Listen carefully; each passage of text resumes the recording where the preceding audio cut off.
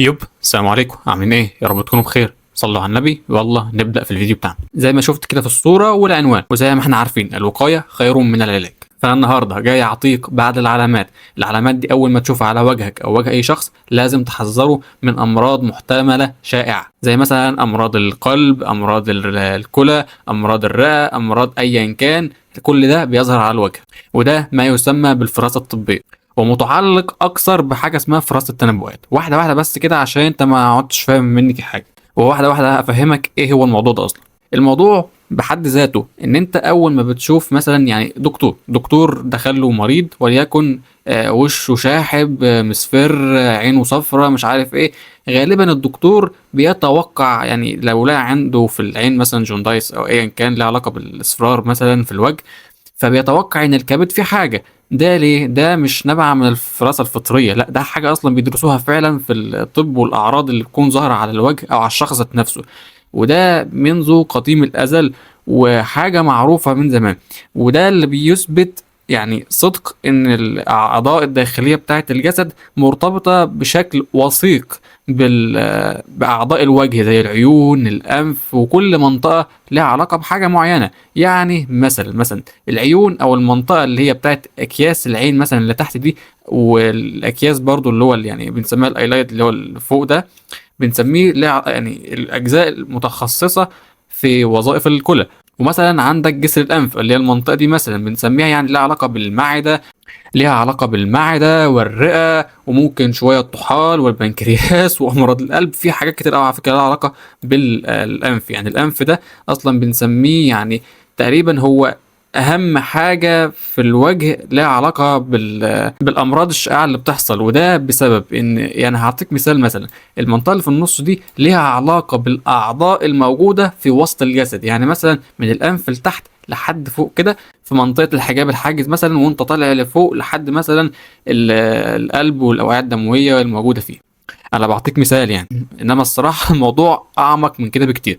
حتى كمان ليه علاقة بشكل وثيق برضه بعمود الفقري والعظام. يعني مثلا عظام الجسم يعني مثلا ممكن تلاقيها تحت هنا، وبرضه بتكون في الانف، ممكن تلاقيها في اماكن كتير.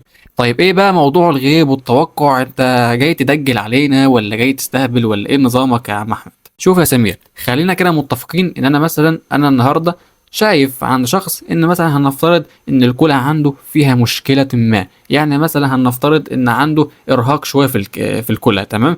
الكلى دي اللي هي الكليتين، تمام يا جماعه؟ طيب عنده التهاب مثلا في الكلى او حاجه زي كده، فانا اتوقع انا كاحمد اول ما بشوف الحاجه دي ان هو عنده يعني زي ما بنقول كده عنده افراط في استخدام الكلى. طيب هل ده معناه ان هو عنده امراض في المنطقه دي؟ لا طبعا. ولكن انا ممكن اتوقع ان الشخص ده في المستقبل لو ما اهتمش بالموضوع ده ممكن فعلا يصاب بامراض زي حصوات الكلى او التليفات او انسداد في النفرونات، ايا كان بقى اللي بيحصل متعلق بالامراض دي. يعني على سبيل المثال لو تاخد بالك مثلا من تركي الشيخ اللي قدامنا ده، اللي انا اعرفه او صديق ليا يعني عرفني ان الشخص ده بيلف على الدكاتره بقاله فتره كبيره ومش عارف هو عنده ايه بالظبط مثلا. فانا اول ما شفت الصوره قلت له ده عنده سرطان في الدم، ومتعلق شويه كمان بتليفات في الكبد، وخصوصا في سرطان ليه علاقه بالكلى. يعني هو مش سرطان واحد بس في الدم، لا ده ليه علاقه كمان بالكلى. قال لي هو فعلا ممكن يكون عنده حاجه زي دي، بس هو الدكاتره لحد دلوقتي مش قادرين يحددوا ايه هو. فهو الفكرة ان العلم ده مهم جدا في الحالات اللي زي دي. يعني مثلا زي ما قلت لك كده المنطقة اللي حوالين العين دي، هي بص هي ملهاش دعوة بالجفن العلوي يعني او السفلي. يعني مثلا ده جفن سفلي واللي فوق ده جفن علوي. انا ما بتكلمش على الاتنين دول خالص، انا بتكلم يعني مثلا باللون الاصفر ده اللي هو ده المنطقة اللي انا هوريها لك دي لها علاقة بوظائف الكلى، ودي برضو ليها علاقة بوظائف الكلى. فركز معايا بقى على اللي انا هقوله لك ده. اي لون غامق وفي نفس الوقت في يعني حاجة بنسميها احنا كده يعني الكلى متجمدة، او يعني النشاط بتاعها بايظ. يعني لما تلاقي الجزء اللي في النص ده كده في يعني لونه ابيض وحواليه لونه اسود، يعني بص هو خلطبيطه كده بين اللون الغامق الداكن بالمنظر ده، وفي نفس الوقت عنده اللون الثلجي اللي في النص ده. ده معناه ايه؟ ده معناه ان في ارهاق مش طبيعي في الكلى او في خلل في وظائف الكلى. ولما تبص اللي فوق بقى، وده اللي بيأكد لنا فعلا هل الشخص ده الأعراض ظهرت عنده أصلا ولا لأ، إن هي بتلاقي ان المنطقه اللي فوق دي اللي هي المنطقه اللي فوق العينين اللي فوق خالص دي اللي هي بنسميها تحت الحاجبين، دي لما بتلاقي فيها برضو الالوان الغامقه، وخصوصا لو كان اللون اخضر او حاجه زي كده، دي بتدل برضو على تليفات ومشاكل ضخمه في الكلى، مع مشاكل تانية انا شفتها تحت هنا. فالشخصيه دي غالبا عندها يعني مواد مسرطنة كتيرة ماشية في الجسم، أو يعني الخلايا بتاعت الجسم بتاعتها مش إلى حد ما ماشية كويس. فغالبا الشخص اللي قدامنا ده عنده ما يسمى بسرطان في الكلى. إيه نظامه؟ له علاقة بالنفرونات وامتصاص المعادن وحاجات كتيرة لها علاقة بالموضوع يعني.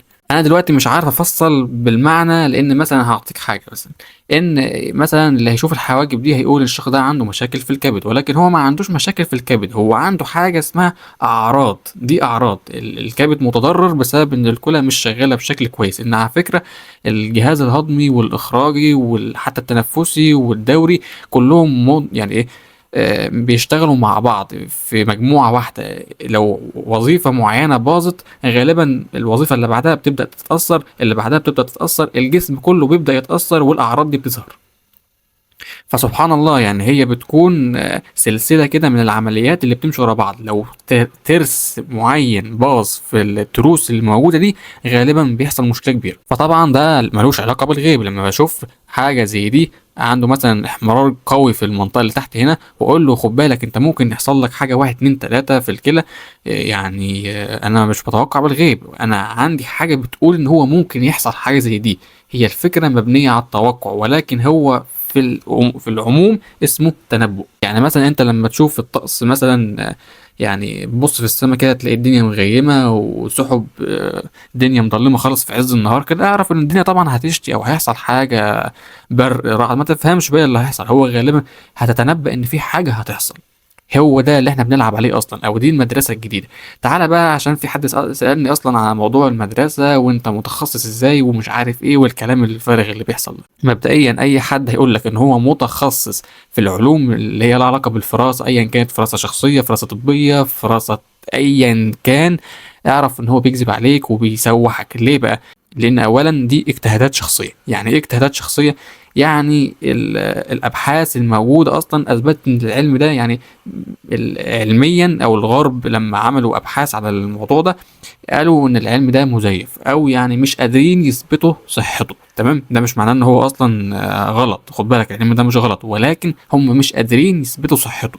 فهمت الفكره؟ فهو اي حاجه موجوده دلوقتي، او اي شخص موجود بيقدم محتوى ايا كان يقول لك انا متخصص ومش عارف ايه، اعرف ان هو بيهبد عليك. كل دي من ابحاث شخصيه واجتهادات شخصيه. انا شخصيا عندي ابحاث كتيره عن الموضوع ده، او انا يعني دورت كتير في الموضوع ده وتواصلت مع ناس كتيره جدا متعلقه او يعني فاهمه في الامور دي. يعني مثلا يعني اساس الفراسه الطبيه كان عند الصينيين وانتوا عارفين، وانا حرفيا رحت وتواصلت مع الناس دي عشان افهم هو دماغهم في ايه، العلوم دي شكلها عامله ازاي والى حد ما. وانا طبعا لسه ما وصلتش للمستوى بتاعهم، ولكن هم يعني زي ما تقول كده رواد المجال الفراسه الطبيه. انا بتكلم عن الفراسه الطبيه دلوقتي، او الفراسه بتاعت التنبؤات عموما.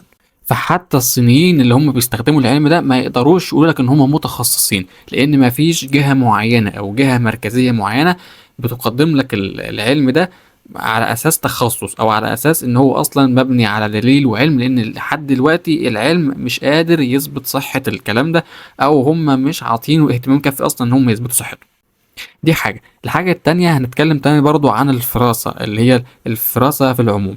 مفيش حاجة أصلا اسمها فيزيونومي. يعني إيه؟ يعني الفراسة بالعربية، باللغة العربية، بالإنجليزي اسمها برضو فراسة مش فيزيونومي. الفيزيونومي ده علم الفراسة الغربي، في فرق شاسع ما بين الاتنين، خد بالك من الحتة دي عشان ما حدش يجي يضحك عليك. وبرضه البرسنولوجي او ايا كان ليه علاقه بالغربيين، هم بيحاولوا زي ما قلنا كده ايه، يحرفوا الكلام بناء على مزاجهم، او يعني يستخدموا الكلام بطريقه لبقه جدا وعايزين يحددوه او يحجموه. لان طبعا لو العلم ده انتشر او حاجه زي كده غالبا الموضوع ده مش هيكون في صالح. فموضوع التحجيم ده واضح جدا جدا، وده اللي خلاني ابحث في الفراسه الاصليه، الفراسه العربيه القديمه، الفراسه الصينيه القديمه الموجوده. يعني على فكره في فراسه صينيه حديثه الى حد ما هي برضو كويسه، ولكن الفراسه الصينيه القديمه اقوى منها بكتير. الفراسه الاصليه، الفراسه اللي هي مبنيه على انك تعرف تطبيقات الشخص. يعني ايه تطبيقات الشخص؟ يعني مثلا انا قدامي فلان الفلاني، يعني نظام العمل بتاعه اللي يناسبه شكله عامل ازاي،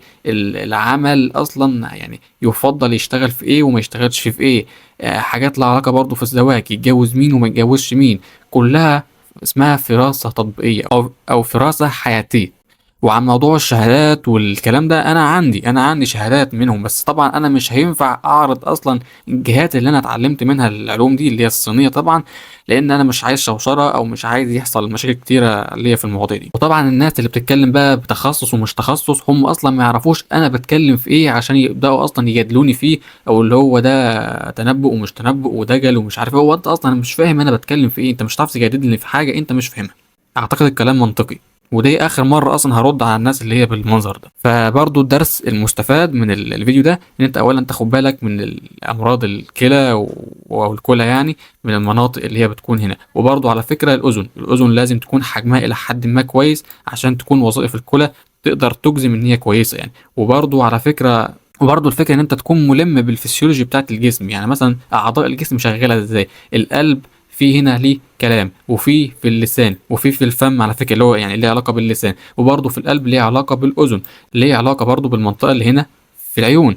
فالفكره ان القلب اصلا لما نيجي نتكلم عنه كسيستم او جهاز دوري يعني، لا يعني القلب ما ينفعش نجيبه لوحده اصلا، هو بيبقى جهاز دوري على بعضه كده. فهو بيكون رابط مثلا مع الطحال هنا، رابط هنا مع الرئه، رابط هنا مع الكلى او الجهاز اللي هو وبشكل اساسي بيكون موجود في اللسان.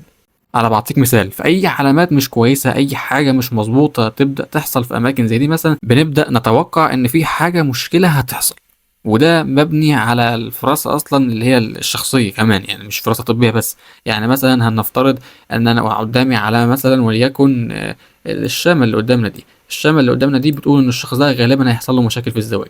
انا يعني وش كده اول ما هتشوفني بتكلم كده هتقول عليا دجال ومش عارف ايه، انت عرفت منين والكلام ده. في الكلام ده ليه اصل، الكلام ده ليه اصل، بس طبعا عشان نبدا نفسر او نوضح الحاجات دي بنقول الكلام ده في الكورسات اكتر، عشان بناخد وقتنا ونتكلم براحتنا يعني، لان المواضيع دي بتكون حرجه شويه. انا اعطيتك مثال واضح يعني، انا بتكلم هنا طبعا على الشمال اللي في الخد اللي تحت العين هنا كده بالظبط. وبس كده يا سيدي، ده كان فيديو النهارده. لو عجبك الفيديو ما تنساش تنزل تشترك في القناه وتحط اللايك وتفعل زرار الجرس عشان يوصلك جديدنا اول باول.